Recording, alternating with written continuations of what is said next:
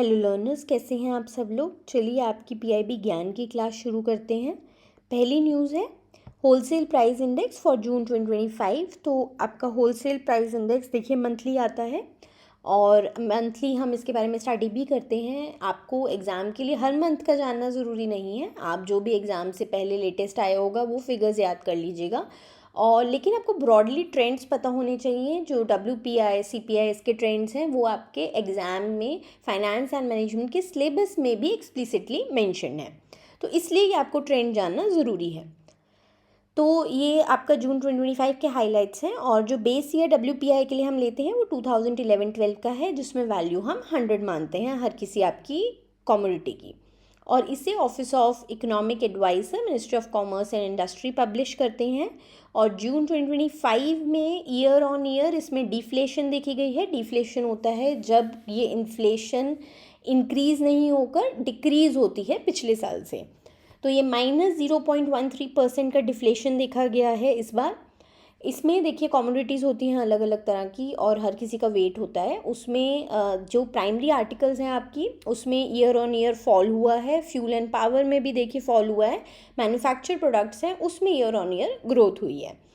तो हम देख लेते हैं कि डिफ्लेशन के कारण क्या क्या हैं, किस वजह से हुई है। तो प्राइमरी आर्टिकल्स में जो गिरावट है वो mineral oils, crude petroleum, natural gas, इन सब की देखिए कंजम्पशन कम की हुई है, उसकी वजह से गिरावट आई है। फ्यूल एंड पावर का अगर हम देख लें तो प्राइजेस जो हैं इलेक्ट्रिसिटी के गिरे हैं, कोल के गिरे हैं, ऑयल प्रोडक्ट्स के गिरे हैं, इसकी वजह से भी इस सेक्टर में गिरावट आई है। मैन्युफैक्चर्ड गुड्स की हम बात करें तो देखिए इसमें हल्का सा हमने देखा है कि इन्फ्लेशन आई है। अगर हम देखें इसी उसमें +1.97% की, पर अगर हम लोग अर्लियर लेवल से देखें तो इसमें भी उतनी ज़्यादा हम ग्रोथ नहीं देख पा रहे हैं। एंड फूड एंड वेजिटेबल्स की मैं बात करूं तो जो वेजिटेबल के प्राइजेस हैं देखिए उसमें भी ऊपर नीचे बहुत उतार चढ़ाव रहे हैं। तो हम WPI आपका देख लेते हैं। WPI आपका average monthly change in prices of basket of 697 wholesale goods पे ये इसको जज करता है, दिखाता है कि पिछले महीने से या पिछले साल से प्राइजेस में कितना इंक्रीज़ आया है। और ये सब कुछ होलसेल लेवल पे होता है, होलसेल लेवल प्राइजेस पे होता है।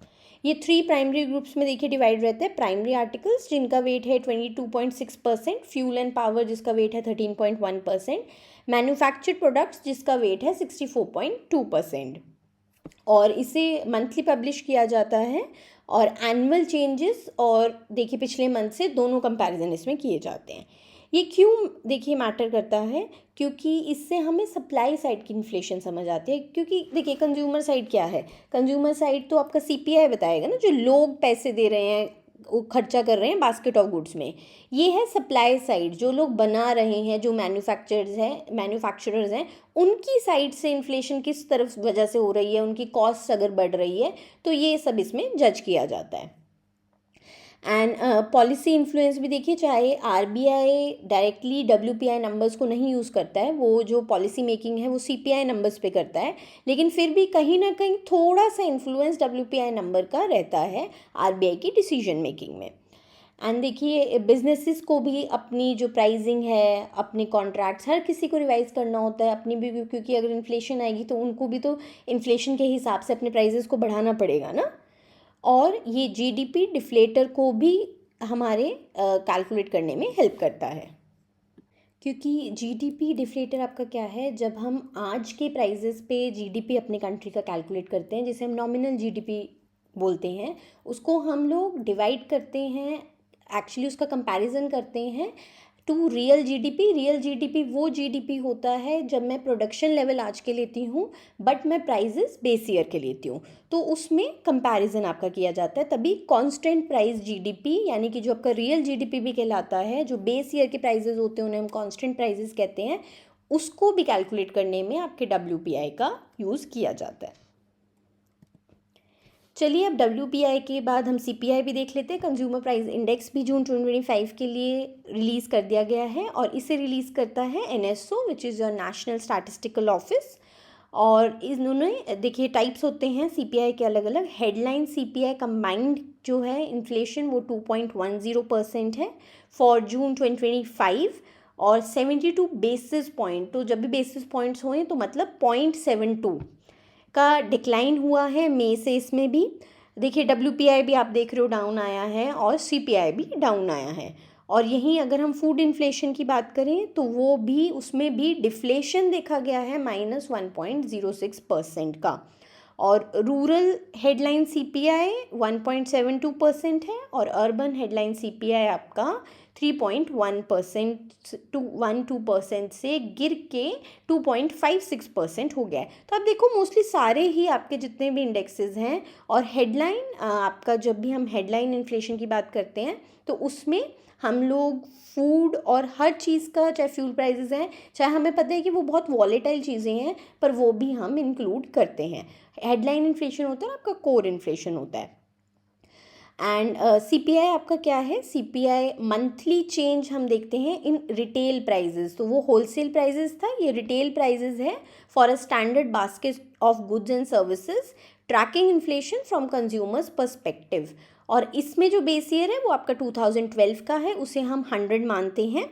एंड इसमें देखिए, इसमें भी बहुत सारी आर्टिकल्स हैं, बहुत सारे हम लोग जो रिटेल लेवल पे लोग कंज्यूम करते हैं उसे लेते हैं।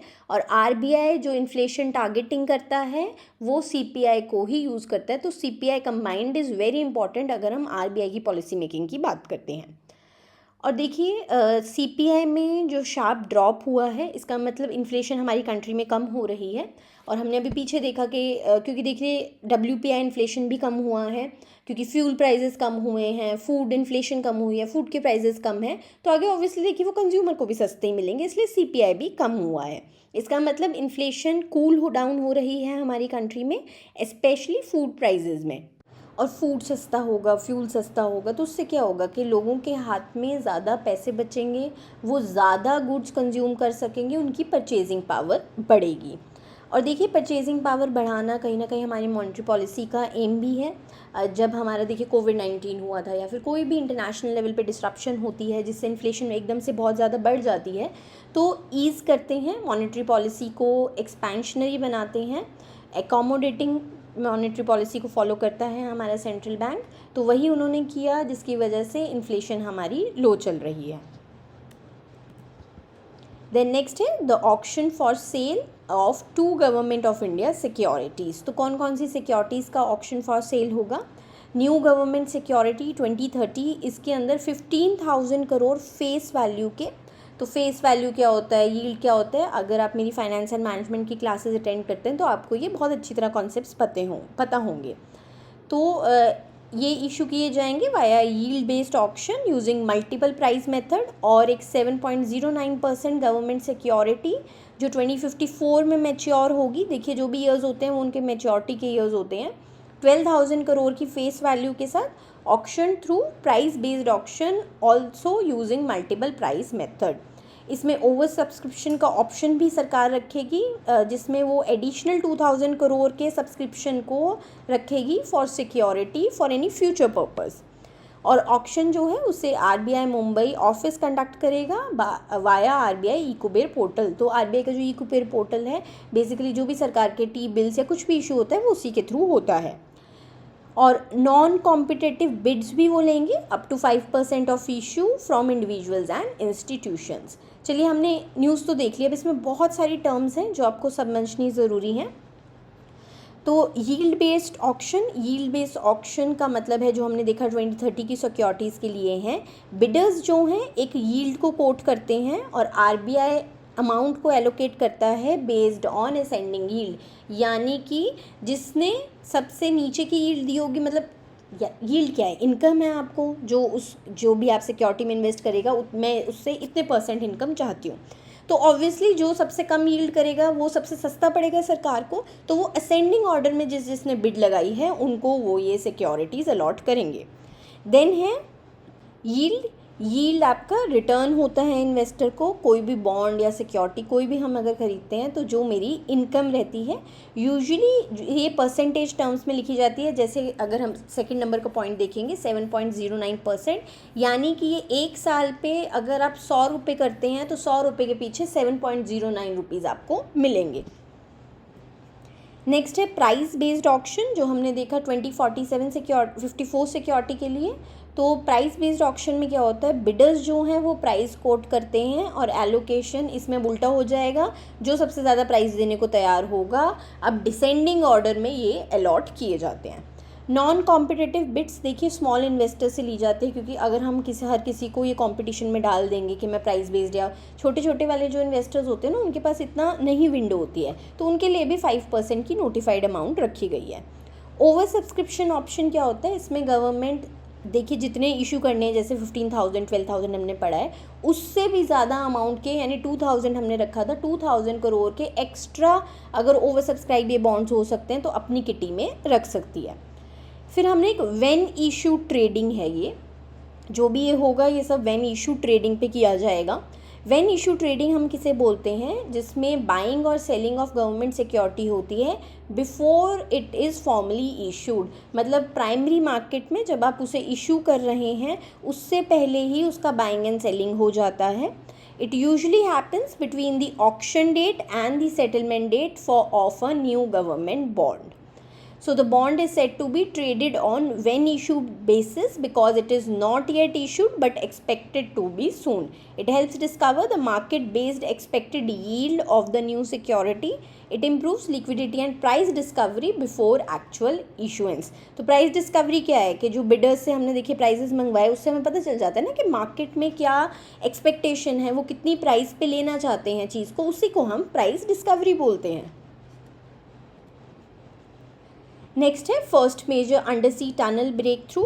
तो 2.7 किलोमीटर की अंडर सी टनल बनाई जाएगी घनसोली से शिलपाता तक, और ये पहला जो इसका सेक्शन है फर्स्ट 2.7 किलोमीटर का सेक्शन, ये पूरा 21 किलोमीटर का बनेगा, उसका पहला सेक्शन बन के तैयार हो गया है।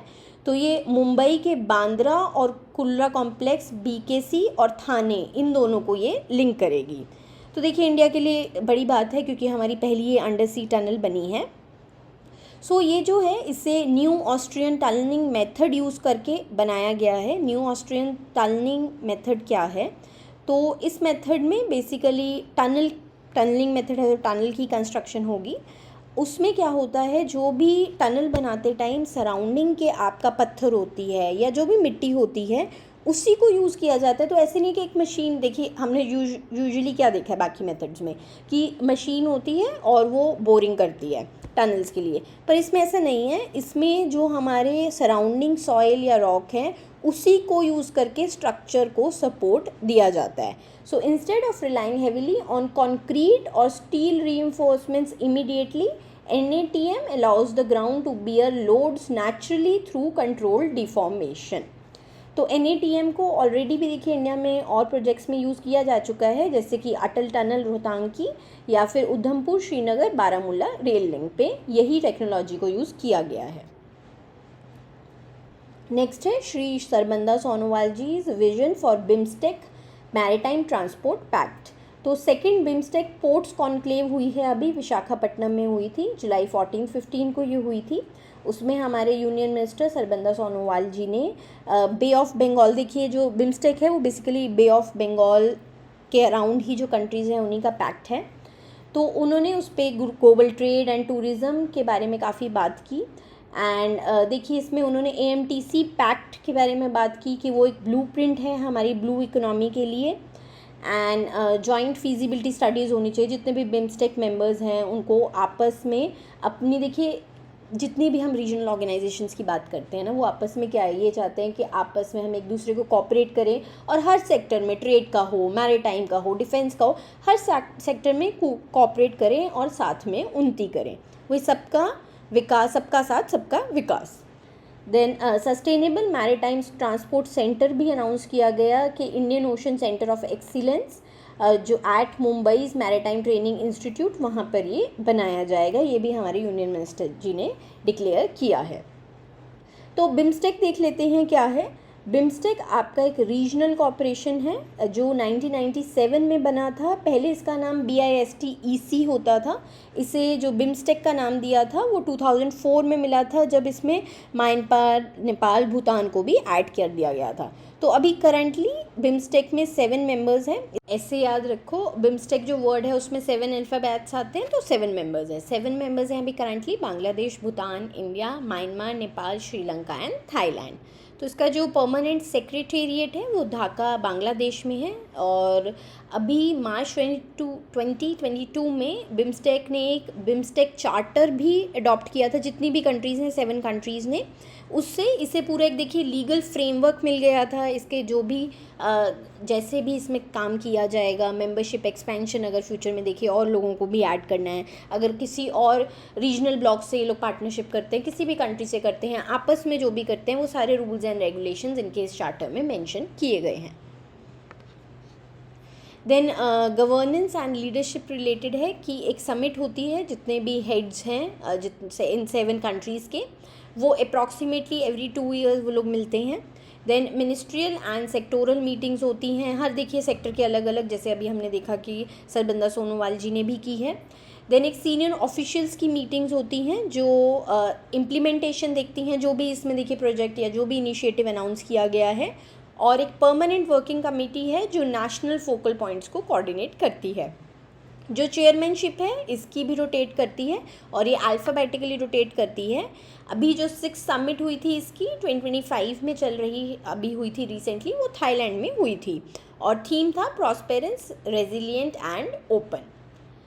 तो देखिए इसका ऑब्जेक्टिव क्या है, to basically accelerate economic development, social progress and regional peace. जितनी भी हमारी इनकी 7 कंट्रीज़ हैं या फिर पूरे एरिया की भी अगर हम बात करें, और इसमें 14 प्रायोरिटी सेक्टर्स हैं और हर एक सेक्टर को एक एक कंट्री को दिया गया है, वो इसे हेड करती है। तो आप ये पढ़ लीजिएगा कि किस किस कंट्री के पास कौन कौन सा सेक्टर है। देन कनेक्टिविटी है, देखिए इनका जो मास्टर प्लान है ना, वो भी कनेक्टिविटी पे रिसेंटली इन्होंने 2022 में एक transport connectivity master plan launch किया था। क्योंकि देखिए कंट्रीज़ ना आपस में कहीं ना कहीं सारी जुड़ती हैं, तो इसके अंतर्गत टोटल 264 प्रोजेक्ट्स बनाए जाएंगे। Road, rail, maritime, air, inland, सारा कुछ इन्होंने कवर किया है, जिससे ट्रेड की भी मूवमेंट हो सके, लोगों की भी मूवमेंट हो सके। इसमें कॉरिडोर्स बनाए जाएंगे कुछ कुछ, जैसे कि आपका इंडिया, म्यांमार, थाईलैंड हाईवे बनेगा एक पूरा, ये पूरा 1360 किलोमीटर का हाईवे बनाया जाएगा। और Kaladan multi modal transit project, ये बहुत इंपॉर्टेंट प्रोजेक्ट है, ये न्यूज़ में भी रहता है, ये भी बनाया जाएगा।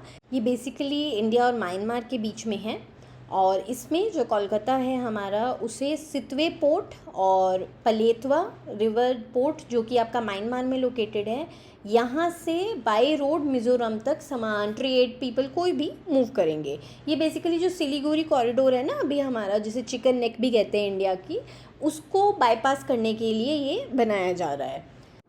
देखिए अब इतने बड़े बड़े प्रोजेक्ट्स हैं, चैलेंजेस भी हैं इसमें कि कोऑर्डिनेशन गैप्स चलते हैं। जब देखिए 2 कंट्रीज़ इन्वॉल्व होती है, यहाँ पर अगर हम देखें तो 2 डिपार्टमेंट्स एक दूसरे के साथ कोऑर्डिनेट नहीं कर पाते। यहाँ तो 2 कंट्रीज़ की बात है, फ्लडिंग हो जा रही है बीच में, रेगुलेटरी इश्यूज़ हैं, बहुत सारी दिक्कतें भी हैं जो बीच में फेस करनी पड़ रही हैं। देन अचीवमेंट्स क्या क्या हुई हैं, अगर हम 6 समिट जो लेटेस्ट हुई है अभी बैंकॉक में अप्रैल में, उसमें एक centre of excellence in disaster management announce किया गया है। सो लॉन्च ऑफ बोधी प्रोग्राम, ये एक स्किल बिल्डिंग प्रोग्राम रहेगा। And BIMSTEC chamber of commerce को भी लॉन्च किया गया है। इंडिया ने एक पायलट भी लॉन्च किया है फॉर डिजिटल पब्लिक इंफ्रास्ट्रक्चर, और बिम्स्टेक गेम्स भी हम होस्ट करेंगे 2027 में। और जो हमारा AMTC maritime transport corporation agreement है, उसे भी एंडोर्स किया गया। तो देखिए सिग्निफिकेंस क्या है, बिम्स्टेक की मदद से हम इंडिया अपना जो ग्लोबल साउथ है और साउथ ईस्ट एशिया है, उसके साथ देखिए अपना जियोपॉलिटिकल कनेक्ट बेटर कर सकता है। हमें सार्क जो है हमारा, कहीं ना कहीं हमने उसके बारे में भी देखिए बात किया, वो भी एक रीजनल ब्लॉक है, लेकिन वो बहुत ना स्टैग्नेटेड हो चुका है। बिम्स्टेक अभी भी कहते हैं ना कि अभी भी कहीं ना कहीं फ्रेश है, न्यू है, तो वहाँ से हम कहीं ना कहीं साउथ ईस्ट एशिया और साउथ की तरफ अपना फॉलो अप कर सकते हैं। क्योंकि देखिए हमारी एक्ट ईस्ट पॉलिसी है, नेबरहुड फर्स्ट पॉलिसी है, जिससे इंडो पैसिफिक रीजन में हम अपना इन्फ्लुएंस बना सकें और जो चाइना का बढ़ता इन्फ्लुएंस है उसको कम कर सकें। देन नेक्स्ट है third edition of NITI Aayog trade watch quarterly. तो देखिए नीति आयोग की कुछ कुछ रिपोर्ट्स आती रहती हैं। ये रिपोर्ट्स हो सकता है डायरेक्टली आपको पूछी ना जाए क्वेश्चंस में, लेकिन ऑब्जेक्टिव टाइप में, लेकिन क्या होता है कि इन रिपोर्ट्स में ना कुछ इन्फॉर्मेशन या डेटा ऐसी होती है आपको ना हेल्पफुल रहती है आपके डिस्क्रिप्टिव आंसर्स में। आप इसे कंक्लूजन में या अपने इंट्रो में डाल सकते हैं। सो मर्केंटाइज एक्सपोर्ट्स हैं जो इंडिया के, वो 3% से बढ़े हैं, जबकि जो इम्पोर्ट्स हैं वो जो हमारे हैं वो भी इंक्रीज़ हुए हैं। क्योंकि देखो चाहे एक्सपोर्ट्स बढ़े हैं लेकिन इम्पोर्ट्स उससे ज़्यादा परसेंट से जब भी इंक्रीज़ होते हैं तो क्या होता है, हमारा ट्रेड डेफिसिट वाइडन होगा। क्योंकि 6.5% से इम्पोर्ट बढ़े, 3% से एक्सपोर्ट, तो बेसिकली 3.5% से हमारा ट्रेड डेफिसिट बढ़ गया है। और देखिए सर्विसेज में भी ट्रेड सरप्लस आया है हमारा ऑफ $52.3 बिलियन। सर्विसेज देखिए हमारा बहुत स्ट्रॉन्ग सेक्टर है, 17% ग्रोथ भी एक्सपोर्ट्स में इसकी वजह से देखी गई है। जो मर्केंटाइज है वो उसमें हम कहीं ना कहीं इम्पोर्टर हैं और सर्विसेज के केस में हम लोग एक्सपोर्टर हैं net.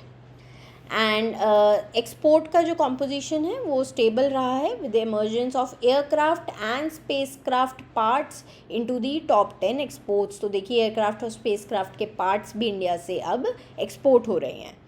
And high tech and digital services का भी ग्रोथ हुआ है। इंडिया जो है 5th लार्जेस्ट एक्सपोर्टर हो गया है of digitally delivered services in 2024।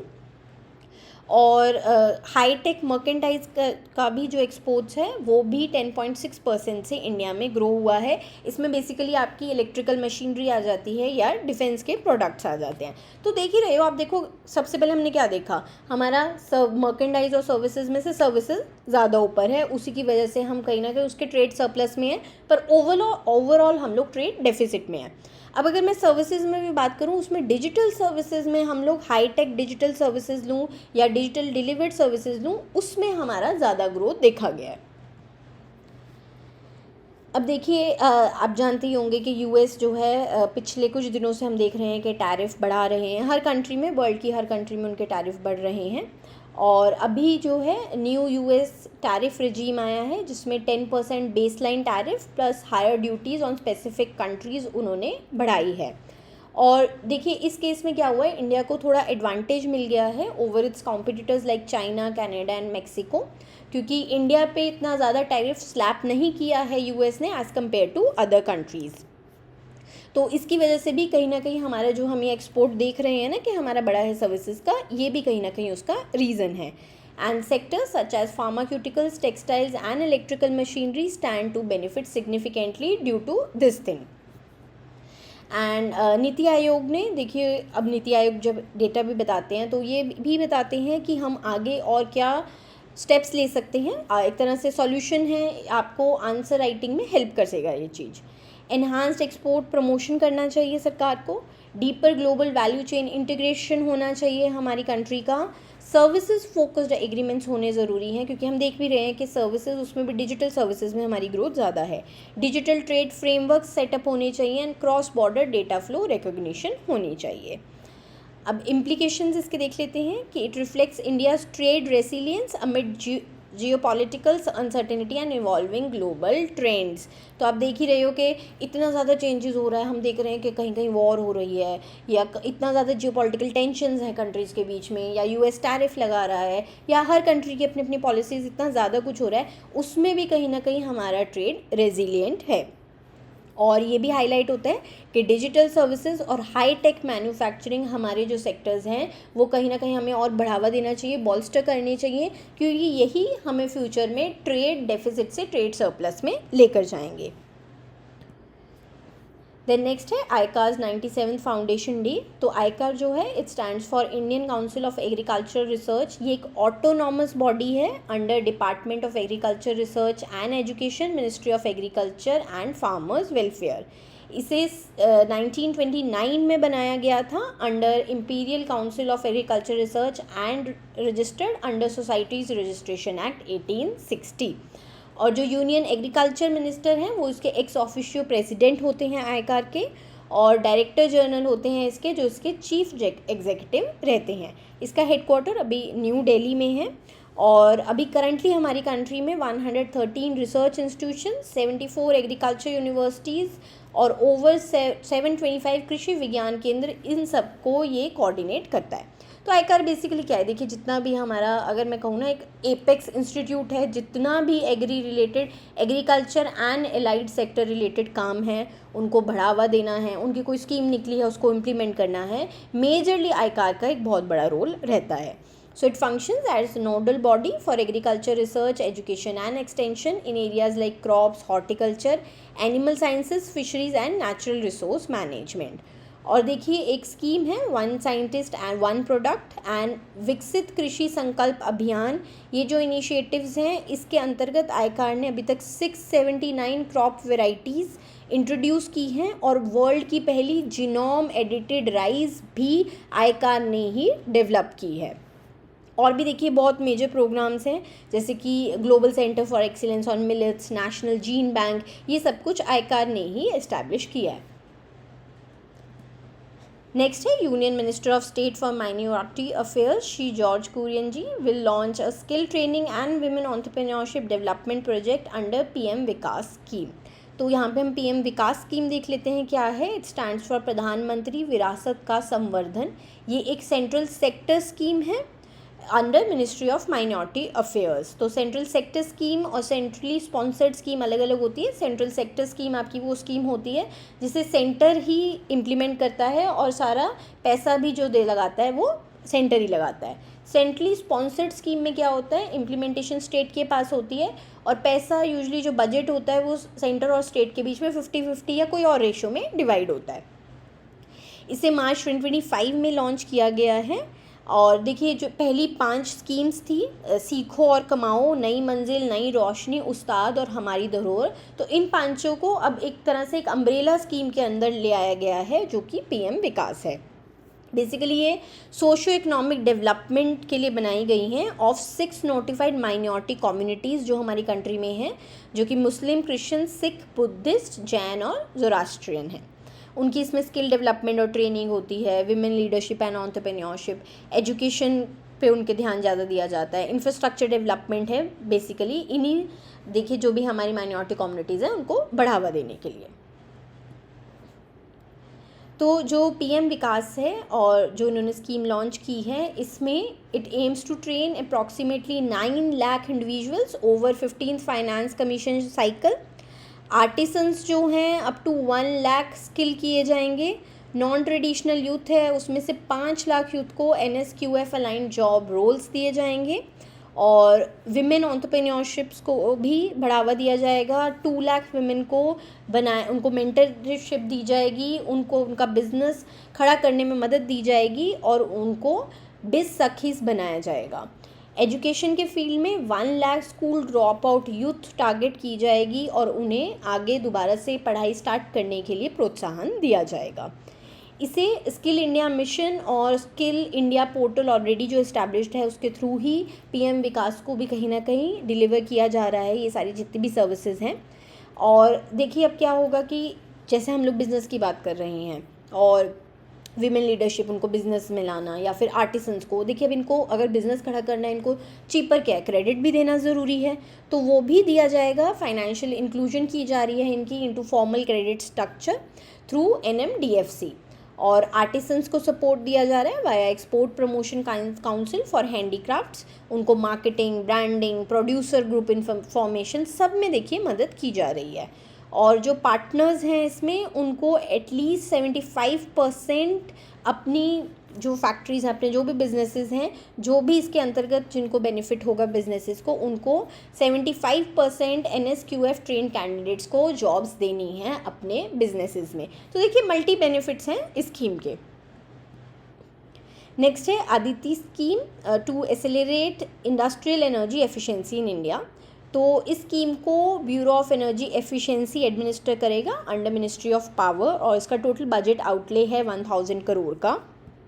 और इस स्कीम को क्यों लाया गया है, बेसिकली MSMEs में एनर्जी एफिशिएंट टेक्नोलॉजीज़ यूज़ हों जिससे देखिए एनर्जी कंजप्शन कम हो, इसलिए स्कीम को लाया गया है। क्योंकि हमने बीते दिनों, अगर आपको याद हो तो MSMEs के बारे में पढ़ा भी था कि काफ़ी ज़्यादा देखिए बढ़ रहा है इनका नंबर और काफ़ी ज़्यादा रजिस्ट्रेशंस भी हो रही है, एक्सपोर्ट में भी इनका बहुत बड़ा पार्ट है, जीडीपी में भी हमने देखा था। तो अब देखिए, अब जब ये सब कुछ है तो यानी कि इतनी प्रोडक्शन करने के लिए वो लोग एनर्जी भी कंज्यूम कर रहे हैं, तो एनर्जी एफिशिएंट टेक्नोलॉजीज़ उन तक पहुँचाने के लिए स्कीम लाई गई है।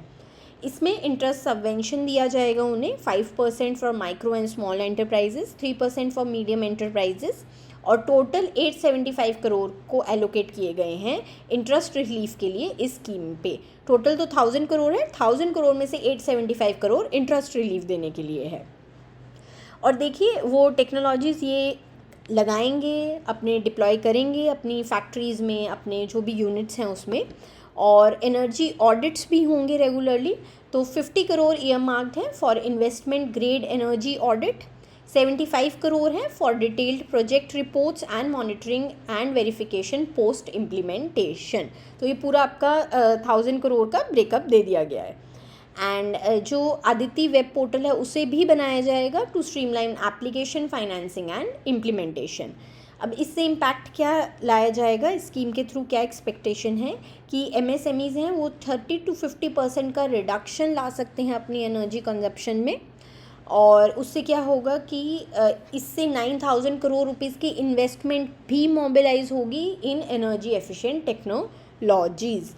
एंड इस और देखिए जो हमारा क्लाइमेट गोल है, हाँ हम इतनी बार उसका बात करते हैं क्योंकि देखिए जितनी भी हम न्यूज़ डिस्कस करते हैं क्लाइमेट रिलेटेड उसमें ये पॉइंट तो आएगा ही आएगा, और इसको अपने दिमाग में बिल्कुल बिठा लो। अगर कोई भी ऐसे एनवायरनमेंट रिलेटेड या कुछ भी ऐसा क्वेश्चन आता है ये ज़रूर मेंशन करके आना कि हमें बाय 2030 हमें 500 गीगावाट रिन्यूएबल रिसोर्सेज से लाना है, 45% रिडक्शन करना है in our carbon emissions by 2030, और नेट ज़ीरो होना है हमें by 2070 as per Paris agreement, जो हमने नेशनल डिटरमाइंड कमिटमेंट्स वहाँ पर दी है।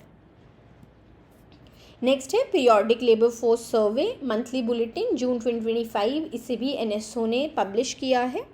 तो इसमें देखिए लेबर मार्केट के ट्रेंड्स आते हैं कि अनएम्प्लॉयमेंट कितना है, कितना हमारा लेबर फोर्स पार्टिसिपेट कर रहा है। तो ओवरऑल अनएम्प्लॉयमेंट स्टेडी रहा है पिछले महीने से 5.6% पर ही। इसमें रूरल का जो है वो ड्रॉप हुआ है 4.9% पे, और अर्बन अनएम्प्लॉयमेंट बढ़ गया है 7.1% पे। जो इसमें यूथ है जो 15 to 29 के बीच में हुआ ये लोग मानते हैं जिसे, उसमें जो अर्बन यूथ है वो 17.9% था मई में, और उनका बढ़ गया है क्योंकि देखिए अर्बन में भी पड़ा है तो उसमें अर्बन यूथ का बढ़ा है, और जो रूरल यूथ है उनका बहुत स्लाइटली बढ़ा है, इतना ज़्यादा नहीं बढ़ा है। और जो आपका लेबर फोर्स पार्टिसिपेशन रेट है जिसे हम LFPR भी कहते हैं, वो भी गिर गया है फ्रॉम 54.8% to 54.2%। देखिए ठीक नहीं है, इतनी बड़ी कंट्री है, हमारा एक्चुअली में पार्टिसिपेशन रेट बढ़ना चाहिए और अनएम्प्लॉयमेंट रेट कम होना चाहिए, पर कहीं ना कहीं हम उस पर इतने अच्छी तरह नहीं वर्क कर पा रहे हैं। तो अगर हम देखें तो लेबर फोर्स पार्टिसिपेशन रेट और उसके बाद वर्कर पॉपुलेशन रेशियो है, इन दोनों में डिप देखा गया है। ये क्यों हुआ है? Due to seasonal slow down in agriculture activity during summer. क्योंकि देखो अभी भी हमारी कंट्री में क्या है, बहुत जनता है जो रूरल एरियाज़ में एग्रीकल्चर में ही पार्टिसिपेट करती है, वहीं पे वो एम्प्लॉयड है, क्योंकि वही हम लोग हमेशा तो कहते हैं India is an agriculture economy.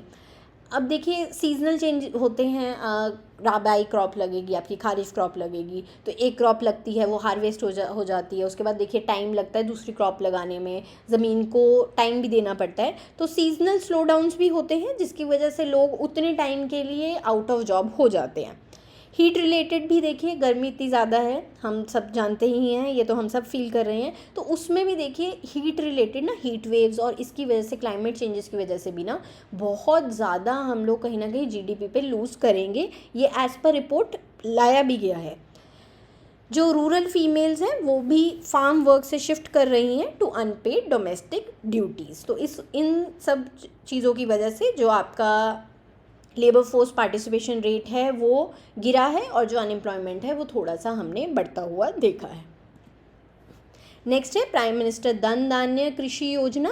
तो ये 16 जुलाई को अप्रूव की गई है। ये एक न्यू स्कीम है, जस्ट लाइक हमने आदित्य स्कीम की भी बात की। और जो धन धान्य कृषि योजना स्कीम है, ये 6 साल के लिए रन करेगी, फ्रॉम 25-26 टू 2030-31।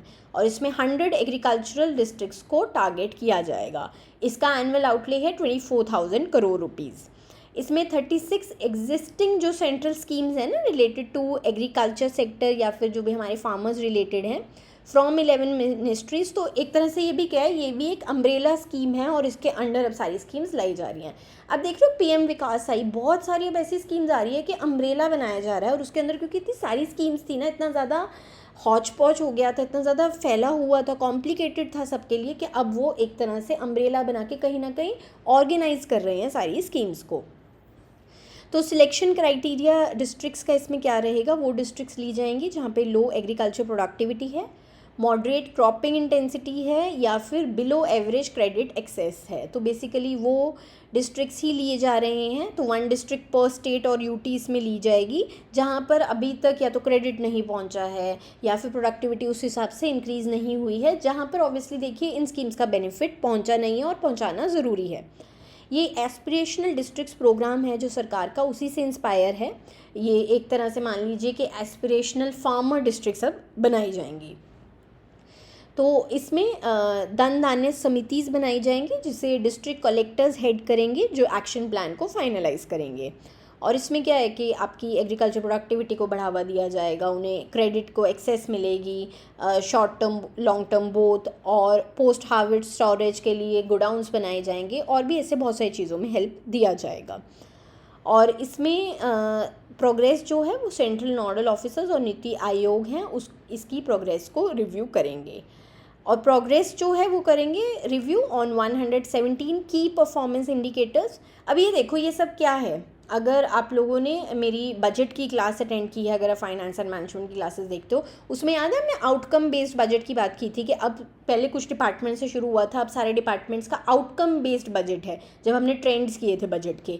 तो ये क्या है, जब हम की परफॉर्मेंस इंडिकेटर्स निकालते हैं, KPIs जिसे हम बोलते हैं, और उस पर जज करते हैं, तो ये देखते हैं कि जो मैंने बजटिंग की है, जो मैंने पैसा दिया है, उसका सही यूज़ हुआ है या नहीं। अब ये क्या हो गया, ये आउटकम बेस्ड बजट हो गया। एंड क्योंकि इसका कोई भी ये स्कीम पहले नहीं थी, न्यू आई है, तो यानी 0 बेस्ड बजटिंग भी हुई है। तो ऐसे लिंक करो सब कुछ। नेक्स्ट है department of post and AMFI sign path breaking MOU for KYC verification of mutual fund investors. तो डिपार्टमेंट ऑफ पोस्ट और association of mutual funds in India ने साइन किया है MOU। देखिए पिछले साल अगर हम देखें तो तभी 9.7 मिलियन न्यू इन्वेस्टर्स ने म्यूचुअल फंड्स में इन्वेस्ट करना शुरू किया है। आप में से भी बहुत लोग, अगर आप लोग ऐप्स जैसे कि ग्रो या ज़ीरोधा कुछ भी यूज़ करते हैं, तो आप लोग भी इन्वेस्ट ज़रूर करते होंगे। काफ़ी लोग हैं जो आजकल देखिए फाइनेंशियली अवेयर हो गए हैं, क्योंकि फाइनेंशियल एजुकेशन बहुत ज़्यादा बढ़ गई है, फाइनेंशियल लिटरेसी हमारे कंट्री में।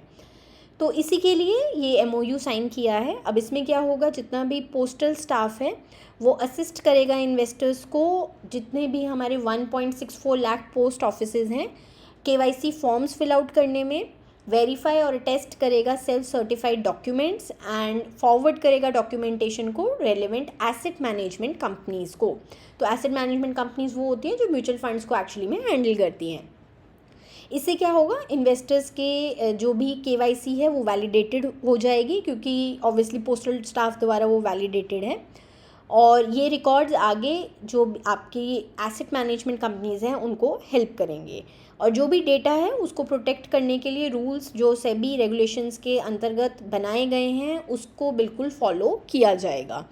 इसका जो सारा कॉस्ट है वो एसेट मैनेजमेंट कंपनीज़ जो भी हैं वो बियर करेंगी। DOP डिपार्टमेंट ऑफ पोस्ट सिर्फ प्रोसेस को हैंडल करेगा। AMC इस सारे KYC की जो भी प्रोसेसिंग फ़ीस है, और ये फ़ीस कितनी होगी, 35 रुपीज़ पर KYC होगी ये फ़ीस, जो कि स्टैंडर्ड है इस इंडस्ट्री में। और इसे जो बियर करेगा वो AMCs बियर करेंगे। नेक्स्ट है consumer price index for agriculture labourers and rural labourers for the month of June 2025। तो देखिए अभी हमने जो पीछे देखा था ना वो CPI कंबाइंड था। अब CPI बहुत अलग अलग लेवल्स पर निकलता है। अगर आप मेरी क्लासेस फाइनेंस एंड मैनेजमेंट में हम डिस्कस भी करेंगे अभी आने वाली क्लासेस में कि इन्फ्लेशन के अलग अलग टाइप्स होते हैं, अलग अलग निकलती है वो। तो इसमें आपका CPI फॉर एग्रीकल्चरल लेबरर्स और रूरल लेबरर्स भी निकाल दिया गया है, और उसके लिए जो बेस ईयर होता है वो 2019 है, जिसको हम 100 मानते हैं। तो एग्रीकल्चर लेबरर्स के लिए ये वैल्यू 134.08 आई है, और रूरल लेबरर्स के लिए ये 134.37 आई है। Year on year inflation rate है 1.42% फॉर एग्रीकल्चर लेबरर्स, और रूरल लेबरर्स के लिए ये है 1.73%। और देखिए इस बार कुछ चेंजेस भी किए गए हैं इसमें। देखो जो भी बास्केट ऑफ गुड्स होती है ना, तो CPI चाहे हम कंबाइंड देखते हैं, लेकिन रूरल, अर्बन, देन आपका एग्रीकल्चर लेबरर्स या रूरल लेबरर्स, सबके लिए अलग अलग भी निकाला जाता है। इसे लेबर ब्यूरो निकालता है for agriculture and rural labourers. और क्योंकि देखिए सबकी जो बास्केट ऑफ गुड्स है ना, जो रिक्वायरमेंट्स है वो अलग अलग है। तो अब जैसे इन्होंने अपने कवरेज को भी ब्रॉड किया है, 34 स्टेट्स एंड यूटीज़ अब लेते हैं, 787 सैम्पल लिए हैं विलेजेस के, और 150 to 200 आइटम्स ली हैं पर इंडेक्स। और जैसे मैंने आपको कहा कि ये मैटर क्यों करता है अलग से निकालना फॉर ईच सेगमेंट CPI, क्योंकि ये ट्रू कॉस्ट ऑफ लिविंग को फिर देखिए दर्शाता है। अगर मानिए मैं कंबाइंड मानती हूँ, लेकिन कहीं ना कहीं जो अर्बन एरियाज़ में कंजप्शन पैटर्न है और रूरल एरियाज़ में वो अलग है, वो मुझे ट्रू पिक्चर नहीं शो करेगा। तो इससे क्या है, जब अलग अलग ग्रुप्स के लिए अलग अलग निकलता है तो true cost of living changes पता लगते हैं हमें। और जो इन्फ्लेशन है हम देख रहे हैं ये 1 to 2% की रेंज में ही है आपका एग्रीकल्चर लेबरर्स के लिए और रूरल लेबरर्स के लिए। रूरल वेजेस जो हैं वो रिलेटिवली स्टेबल रहे हैं, इसकी वजह से क्या है, इनकम प्रेशर भी कम आया है, और इन्फ्लेशन भी हम देख रहे हैं उस हिसाब से ज़्यादा नहीं बढ़ा है। RBI ग्रेड B के स्टूडेंट्स के लिए बैंकर्स यूनिवर्सिटी एक कंप्लीट गाइड लेकर आया है। ये PDF फॉर्म में अवेलेबल है गाइड, और बिल्कुल फ्री ऑफ कॉस्ट अवेलेबल है। इसमें आपको syllabus, time table, sources, tips सब मिल जाएगा। एक तरह से एक आपके लिए रोड मैप है कि कैसे आपको काम स्टार्ट करना है। तो इसे PDF को लेने का लिंक डिस्क्रिप्शन बॉक्स में गिवन है, वहाँ पर जाइए, क्लिक कीजिए, अपनी email ID डालिए, और ये PDF आपको बिल्कुल फ्री में अवेलेबल हो जाएगी।